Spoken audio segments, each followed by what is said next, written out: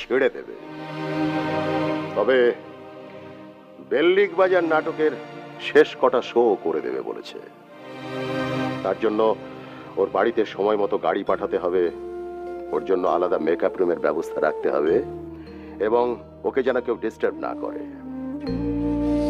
টানা 10 বছর বিনোদিনী আমার থিয়েটারের সঙ্গে জড়িত। টানা 10 বছর।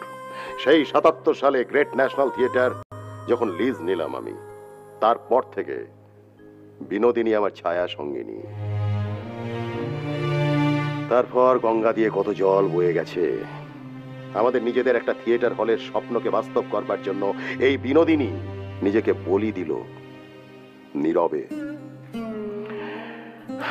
থিয়েটারের জন্য অনেক বঞ্চনা সহ্য করেছে বিনোদিনী, আমরাই বঞ্চিত করেছি তাকে, কিন্তু ও আমার হাত ছাড়েনি কখনো, কখনো না। তবে এখন ছাড়লো যে? রসরাজ, বিনিকে আমি মুক্তি দিয়েছি। মুক্তি?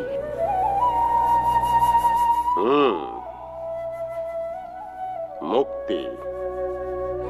আর কেন সে কৈফিয়ত আমি কাউকে দেব না,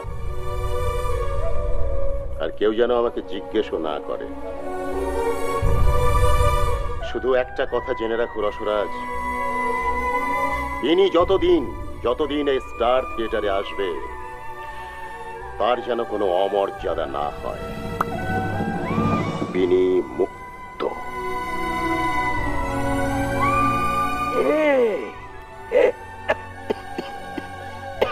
বলিস কিরা? হ্যাঁ, বলিস কি?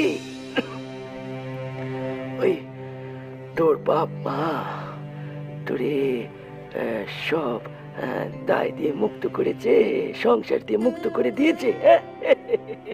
বাবা মার ঋণ থেকে আমি কোনোদিন মুক্ত হতে পারবো না ঠাকুর, কিন্তু ওনারা আমাকে আমার জ্বালা থেকে মুক্ত করে দিয়েছেন। দেখলি, যাদের ভয়ে ওই সেখানে পালিয়েছিলি, তাদের সঙ্গে সেখানে দেখা হয়ে গেল।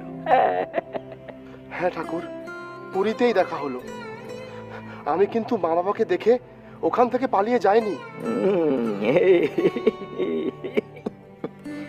তুই ভালো করে জানতিস ওই ওখানে তোরে ধরে বেঁধে দিতে পারতো নি, তাই তুই পালাসনি। সেটা তো জানতাম, তাছাড়া মুখোমুখি বসে বাবা মাকে বোঝাবার দরকার ছিল।